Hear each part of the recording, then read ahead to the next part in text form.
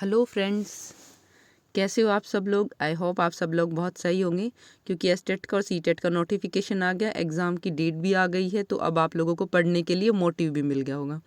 तो चलो आज हम डिस्कस करते हैं जीन प्याजे के बारे में। जीन प्याजे बहुत ही इंपॉर्टेंट है हमारे एग्ज़ाम पॉइंट ऑफ व्यू से, नॉट ओनली फॉर सीडीपी, ये लैंग्वेज के लिए भी बहुत इंपॉर्टेंट है। तो बात करते हैं जीन प्याजे के कॉग्निटिव डेवलपमेंट थ्योरी या संज्ञानात्मक विकास के बारे में। संज्ञान से आपका मतलब क्या होता है, या कॉग्निशन से। कॉग्निशन या संज्ञान होते हैं मेंटल ऑपरेशंस, हमारा ज्ञानात्मक पक्ष, हमारी ज्ञान मीमांसा या हमारे रीजनिंग, प्रॉब्लम सॉल्विंग, थिंकिंग, जितने भी हमारे दिमाग से रिलेटेड चीज़ें होती हैं वो सब कॉग्निशन के अंदर आती है। सम टाइम ये पूछते हैं कि क्या आपको संज्ञान है कि एसटेट और सीटेट की एग्ज़ाम डेट आ गई है, तो मतलब आपकी नॉलेज में है ये चीज़। तो संज्ञान का मतलब होता है हमारी मेंटल ऑपरेशन से। आई होप यहाँ तक आपको क्लियर होगा। अब जीन प्याजे के बारे में कुछ बेसिक चीज़ें बता देती हूँ। जीन प्याजे संरचनात्मकवादी थे। मतलब इनसे कई बार, क्योंकि आपके सिलेबस के अंदर स्कूल्स ऑफ साइकोलॉजी के बारे में भी हैं, तो इसलिए हम आपको बता देते हैं कि जीन प्याजे जो है वो संरचनावादी हैं और ये बायोलॉजिस्ट थे। साइकोलॉजिस्ट से पहले ये स्टार्टिंग से ही साइकोलॉजी पे काम नहीं कर रहे थे, ये बायोलॉजिस्ट थे, बाद में इन्होंने साइकोलॉजी पे काम किया है। तो ये भी क्वेश्चन आता है कि जीन प्याजे बायोलॉजिस्ट थे, जूलॉजिस्ट थे, साइकोलॉजिस्ट थे, या और कोई ऑप्शन में डाल देंगे। तो ये पहले बायोलॉजिस्ट थे। फिर बात आती है कि इन्होंने जो जीन प्याजे, इन्हें चाइल्ड साइकोलॉजी के जनक भी कहा जाता है। चाइल्ड साइकोलॉजी के जनक भी किन्हें कहा जाता है, जीन प्याजे को कहा जाता है। जीन प्याजे स्विट्ज़रलैंड के रहने वाले थे, इन्हें स्विस साइकोलॉजिस्ट भी कहा जाता था। इन्होंने जो एक्सपेरिमेंट किया अपने खुद के 3 बच्चों पे किया। यहाँ तक की बात क्लियर। जीन प्याजे ने कॉग्निटिव डेवलपमेंट, संज्ञानात्मक विकास का सिद्धांत दिया, बौद्धिक विकास या इंटेलेक्चुअल थ्योरी दी। ये संरचनावादी थे। इन्होंने चाइल्ड डेवलपमेंट या चाइल्ड साइकोलॉजी के जनक कहा जाता है। ये बायोलॉजिस्ट थे और इन्होंने, ये स्विट्ज़रलैंड के रहने वाले थे। इन्होंने जो थ्योरी दी है वो अपने खुद के 3 बच्चों पे दी है। चलो अब आगे बात करते हैं इनके कॉन्सेप्ट की। देखिए कॉन्सेप्ट बहुत आसान है, अगर जो मेरे साथ करोगे। जो मेरे नोट्स हैं, एक एक लाइन, एक एक PYQ है, मैंने प्रीवियस ईयर क्वेश्चन से उठाया गया एक एक लाइन है। तो ऐसा ना समझिएगा कि सिर्फ थ्योरी लिखी हुई है, ये थ्योरी नहीं लिखी हुई है, एक एक क्वेश्चन लिखा हुआ है, एक एक कॉन्सेप्ट लिखा हुआ है। प्याजे के अनुसार बच्चे सक्रिय निर्माता हैं, एक्टिव कंस्ट्रक्टर होते हैं। एक्टिव कंस्ट्रक्टर का मतलब होता है कि बच्चे जो भी कुछ सीखते हैं वो एक्टिविटी के थ्रू सीखते हैं, प्रक्रिया के थ्रू सीखते हैं। ऐसा नहीं है कि आप बच्चे को बोलो कि बेबी यहाँ टच मत करो, आपको चोट लग जाएगी, तो बच्चा हो सकता है, या बोलो कि बच्चा आग को टच मत करो, आपका हाथ जल जाएगा, तो हो सकता है बच्चा उस टाइम के लिए मान जाए, लेकिन थोड़ी देर के बाद जब आप उसको बोलोगे इधर उधर चले जाओगे, तो बच्चा पक्का उस आग को टच करके देखेगा, या उसका ध्यान इधर उधर जाती, जब वो खुद उस चीज़ को फील कर लेगा कि हाँ इससे चोट लग सकती है, तो ही वो इसको छोड़ेगा। अब बात आती है, बच्चे नन्हे वैज्ञानिक हैं, लिटिल साइंटिस्ट है। ये भी प्याजे ने कहा है, बच्चे एक्टिविटी द्वारा अपने ज्ञान व संज्ञान का विकास करते हैं। बिल्कुल सही बात है, प्याजे ने ये सारी बातें कही हैं। नंबर 1, बच्चा एक्टिव कंस्ट्रक्टर है, बच्चा नन्हा वैज्ञानिक है। बच्चा जो भी सीखता है, जो भी अपनी नॉलेज की बिल्डिंग करता है, जो भी अपने संज्ञान का विकास करता है, वो एक्टिविटी के द्वारा ही करता है। किसके द्वारा करता है? एक्टिविटी के द्वारा ही करता है। पैसिव नॉलेज नहीं लेता, वो एक्टिव नॉलेज लेता है। अब एक इम्पोर्टेंट क्वेश्चन, बच्चों के सोचने की मात्रा, अमाउंट या क्वांटिटी बड़ों के समान होती है, लेकिन सोचने का प्रकार, काइंड और क्वालिटी अलग होती है। यहाँ पे समझिएगा, बच्चे जो सोचते हैं उनकी मात्रा अलग नहीं होती। ये कहने का मतलब ये है कि मान लिया हम बड़ों के मन में आज 10 थॉट आए, तो बच्चों के मन में भी 10 ही थॉट आएंगे। ऐसा नहीं कि उनके मन में कम थॉट आएंगे, लेकिन उनके सोचने का प्रकार, काइंड, क्वालिटी अलग होगी। हम सोचेंगे एस्टेट की स्ट्रेटजी कैसे बनाएं, एस्टेट को प्रिपेयर कैसे करें, फॉर्म कैसे फिल करना है, लेकिन बच्चे क्या सोचेंगे, उस खिलौने के साथ खेलना है, बाहर जाना है, फ्रेंड्स के साथ खेलना है। तो क्या होगा, मात्रा तो सेम होएगी, लेकिन उसका प्रकार, काइंड और क्वालिटी अलग होएगी। प्याजे के अनुसार पहले विचार आया था, फिर भाषा आई थी। ये मोस्ट इम्पोर्टेंट टॉपिक है, मतलब क्वेश्चन है। हर बार क्वेश्चन पेपर में कहीं ना कहीं आ जाता है, तो लैंग्वेज में आएगा या फिर CDP में आएगा। ये तो एक नंबर कहीं जाने है ही नहीं। प्याजे के अनुसार पहले विचार आता है। देखिएगा प्याजे ने बोला है कि जब बच्चा बोल नहीं सकता उससे पहले ये नहीं है कि उसके अंदर भाषा, उसके अंदर पहले विचार आए हैं। जब वो एक एज पे जाता है, जब उसकी एज या उसकी परिपक्व हो जाता है बोलने के लिए, तो उसके अंदर भाषा आते हैं। जीन प्याजे ने हेरिडिटी का बहुत रोल बताया है इस विकास के अंदर, संज्ञानात्मक विकास के अंदर, क्योंकि प्याजे ने बोला है कि एक एज पे जाके जब हमारे अंदर मैच्योरिटी आती है और हम उस लायक हो जाते हैं तभी हम चीज़ों को सीख पाते हैं। तो प्याजे के अनुसार पहले विचार आता है और फिर भाषा आती है। वाइगोट्स्की के अनुसार उल्टा है। प्याजे के अनुसार विकास एक असतत प्रक्रिया है, ये भी ध्यान रखिएगा। वैसे अगर जो विकास से क्वेश्चन आए कि विकास एक कंटिन्यूस प्रोसेस है, हाँ विकास एक कंटिन्यू प्रोसेस है, लेकिन सामने लिख दिया जाए कि प्याजे के अनुसार विकास एक कंटिन्यू प्रोसेस है, नहीं, प्याजे के अनुसार डिसकंटिन्यू असतत प्रक्रिया है। अब बात आते हैं इसके एलिमेंट्स पे। परिपक्वता, मैच्योरिटी, इसके सामने जीन्स या हेरिडिटी लिख लीजिएगा। इसका मतलब ये है कि जब हम किसी चीज़ को समझने के लिए तैयार हो जाएं, हमारा शरीर, हमारा दिमाग, तो ही हम उस चीज़ को समझाएं। अभी मैं किसी 2 साल के बच्चे को जीन प्याजे समझाने लगूं तो शायद उसके समझ में ना आएगा, शायद 4-5 साल के बच्चे के भी समझ में नहीं आएगा। तो ये क्या है, अब तक उनके दिमाग का, उनके बायोलॉजिकल जो स्ट्रक्चर है उसका विकास इतना नहीं हुआ है कि वो इन चीज़ों को ग्रहण कर पाएँ। परंतु जब उनका इतना हो जाएगा तो वो इन चीज़ों को ग्रहण कर पाएंगे। तो देखिएगा इसके अंदर एक और जो एक क्वेश्चन, एक लाइन सी बनती है। थॉर्नडाइक ने जो तत्परता का नियम बोला है वही यहाँ पे अप्लाई होता है जो जीन प्याजे ने कहा है, रेडी टू लर्न। जब बच्चा लर्न कर लेगी, रेडी हो तो ही उसको लर्न कराओ। एक्सपीरियंसेस का मतलब होता है लर्निंग बाय डूइंग। वो अपने एक्सपीरियंस से ही सीखता है, अपने एक्सपीरियंस से ही अपनी कॉग्निशन की बिल्डिंग बनाता है। सोशल इंटरेक्शन का कोई इतना खास रोल है नहीं, बट फिर भी थोड़ा बहुत समाज से, सोसाइटी से चीज़ें देखता है, फिर वो खुद करता है, अप्लाई करता है और उसके बाद अपनी कॉन्सेप्ट बिल्डिंग कर लेता है। इक्विलिब्रियम, संतुलन, बहुत बहुत इम्पोर्टेंट पॉइंट है। ये लगाओ कि एक क्वेश्चन इस पॉइंट से पक्का आएगा, एक क्वेश्चन पक्का है। अब देखिएगा यहाँ पे बात आती है टीजीटी, पीजीटी, पीआरटी, बहुत सारे 3 है ना, तो उन 3 में कभी किसी सेट में कुछ डालेगा, किसी सेट में कुछ डालेगा। तो संतुलन वाली जो बात है वो यहाँ पे क्लियर करते हैं कि एक वर्ड में कॉन्फ्लिक्ट टू क्लियरिटी जाना।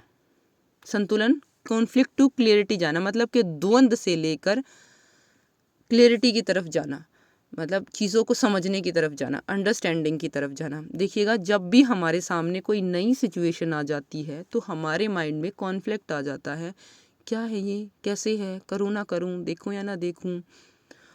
पर जैसे जैसे हम अपने माइंड के मेंटल ऑपरेशंस करते हैं और जो नई सिचुएशंस लगाते हैं और नई टेक्निक लगाते हैं, उसके थ्रू फिर हम उसके बाद दोबारा संतुलन पे चले जाते हैं उस प्रॉब्लम को सॉल्व करके। जब नई प्रॉब्लम आती है तो असंतुलन हो जाता है, जब प्रॉब्लम सॉल्व हो जाती है तो संतुलन हो जाता है। बिल्कुल ईजी सी बात है। अब जो इसकी प्रक्रिया है वो आगे पढ़ेंगे, उससे पहले 2 छोटे छोटे से टर्म पढ़ लेते हैं, क्योंकि ये बहुत बार मैंने बोली भी होगी। अपनी स्कीमा का निर्माण करता है, कॉन्सेप्ट का निर्माण करता है। स्कीमा, मस्तिष्क में उपस्थित वर्तमान ज्ञान या विचार जिसका अनुकरण किया जा सके या सामान्यीकरण हो सके। देखिएगा ये एक ऐसा पॉइंट है, एक ऐसा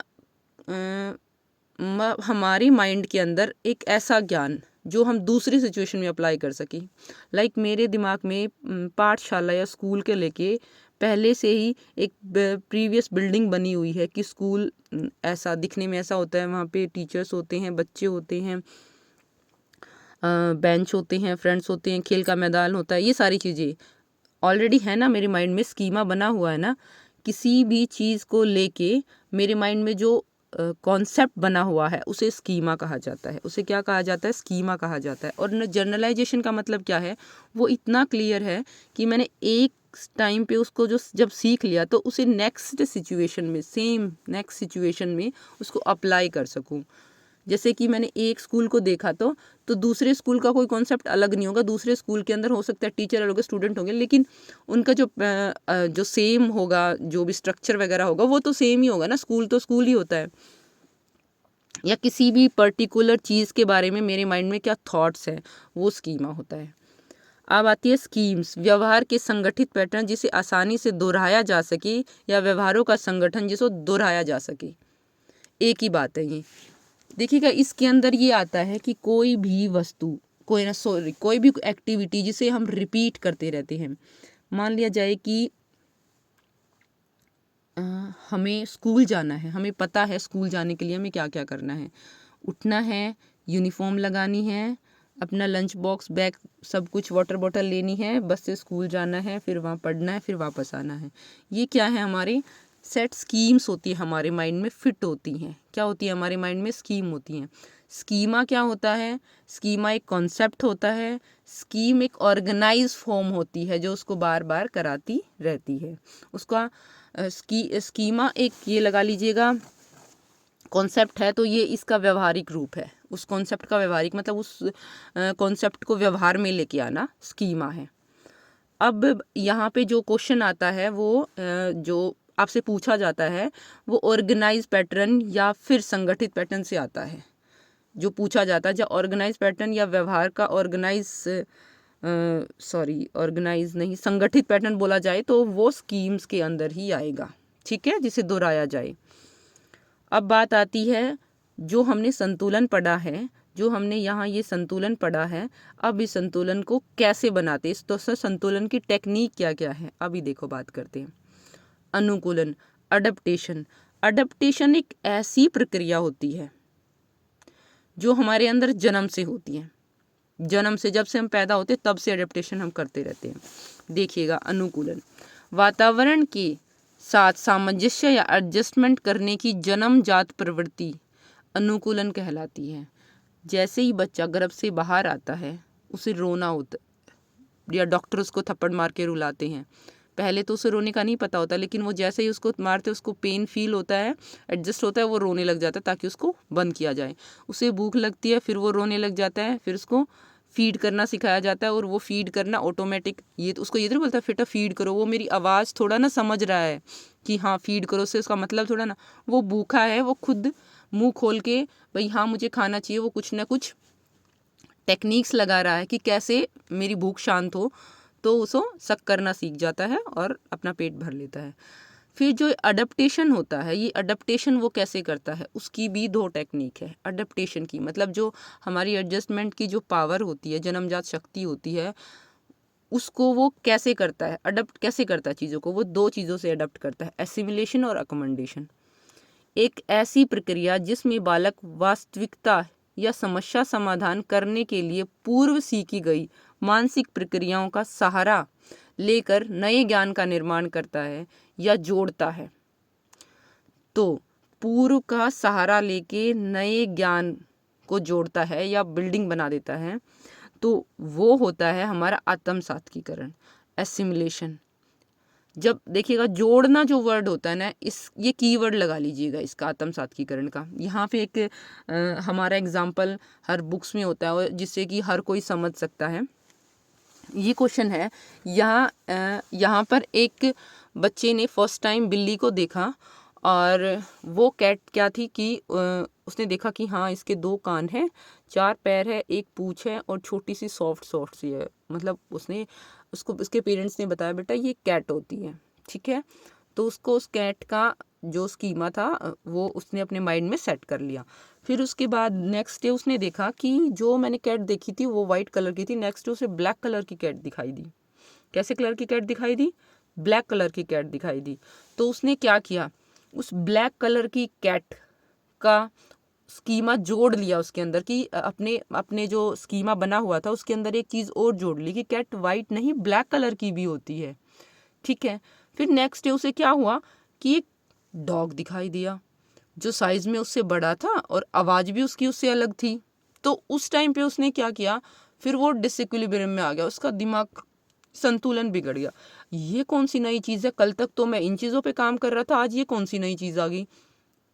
तो नई परिस्थिति आई तो फिर उसने पुराने वाली टेक्निक लगा के देखी। पुराने वाली टेक्निक कौन सी थी? आत्मसात्कीकरण, कि हाँ भाई इसके कान हैं, इसके 4 पैर हैं, पर लेकिन ये इससे लंबा है और इसकी आवाज़ भी अलग है। तो यहाँ पे जोड़ने से काम नहीं चला, उसको मैनिपुलेट करना पड़ा, बदलाव करना पड़ा, परिवर्तन करना पड़ा, मॉडिफिकेशन करना पड़ा। जो ये भी जितनी भी सारी टर्म है, एडजस्ट करना पड़ा, ये जितनी भी सारी टर्म है ये उसे समायोजन के अंदर आई, उसने नया स्कीमा बना लिया। इसे अकोमोडेशन कहते हैं। कई बार ऐसा होता है कि पूर्व सीखा गया ज्ञान काम नहीं आता, तो बालक अपने संप्रदाय या व्यवहार में परिवर्तन, बदलाव लाता है ताकि वह वातावरण के साथ समायोजन कर सके। जब वो परिवर्तन, बदलाव, मॉडिफिकेशन, एडजस्टमेंट, ये सारी टर्म्स आ जाएं तो सोच लीजिएगा वहाँ पर समायोजन है, अकोमोडेशन है। इनको सब टीचर बोलते हैं, मैं भी बोलती हूँ। इनको प्लीज़ इंग्लिश में याद कीजिएगा, क्योंकि इनके समायोजन और आत्म सात्विकरण के बहुत सारे पर्यायवाची शब्द हैं जो हमारी नॉलेज में नहीं है और जो क्वेश्चन को सेटिस्फाई करने में हम लोगों को परेशान करेंगे। तो इनके एक सीधे से वर्ड है एसिमिलेशन, अकोमोडेशन। एसिमिलेशन मतलब कि जोड़ लेना, सिमुलेशन जोड़ लेना, अकोमोडेशन मतलब कि कमेंडेशन मतलब कि बदल देना। ठीक है, परिवर्तन करके, चेंज करके, मॉडिफिकेशन करके अपना कॉन्सेप्ट बनाना, वो हो गया समायोजन। अब जब इसके अंदर संतुलन है, संतुलन वाला जो प्रोसेस चलता रहा था, इन दो टेक्निक को लगाकर वो संतुलन कर लेता है। देखिएगा यहाँ पे क्या होता है, जैसे ही नई सिचुएशन आई बच्चे के सामने, उसके दिमाग में क्या हुआ, एक नई परिस्थिति आते ही डिसइक्विलिब्रियम हो गया, संतुलन बिगड़ गया उसके दिमाग का। तो जो उसकी टेक्निक है, उसके पास एडजस्ट करने की टेक्निक है, उसने उसका सहारा लिया। और वो टेक्निक कौन सी हैं, वो दो टेक्निक हैं। उसने पहले वाली टेक्निक को देखा कि ये काम कर रही है, जोड़ने वाली टेक्निक, तो वो नहीं काम कर रहा, तो उसने दूसरे वाली टेक्निक को देखा। फिर दूसरे वाली टेक्निक से उसका मतलब बदलने से, परिवर्तन करने से काम चल गया, तो ठीक है, फिर उसका संतुलन हो गया। अगर जो पहले वाली से काम चल रहा है तो पहले वाली की जस्ट बाद संतुलन हो जाएगा। तो ये डिपेंड करता है कि कब होता है। तो संतुलन क्या होता है, एक प्रोसेस, ये प्रोसेस चलता रहता है। संतुलन आया, फिर नई सिचुएशन आएगी, फिर अडेप्टेशन की बात आएगी, फिर अडेप्टेशन में से क्या होएगा, उसको इन दो टेक्निक्स में से एक टेक्निक लगाएगा, जो सी टेक्निक उसको सेटिस्फाई करेगी, फिर से वो संतुलित हो जाएगा। फिर नई सिचुएशन आ जाएगी, फिर उसके अंदर असंतुलन आ जाएगा, फिर अनुकूलन करेगा, अडेप्टेशन करेगा और टेक्निक्स लगाएगा, जो सी टेक्निक से सेटिस्फाई हो जाएगा, ठीक है, फिर उसके बाद फिर संतुलन में आ जाएगा। ये एक प्रोसेस होता है। क्या होता है, एक प्रोसेस होता है। तो आई होप आप लोगों को ये समझ में आ गया होगा। बहुत ही ईजी टॉपिक था, मैंने बहुत ही आसान तरीके से समझाया था, जो आप लोगों को समझ में आ जाए। मुझे नहीं लगता इससे बाहर कोई भी क्वेश्चन आएगा इसके अंदर।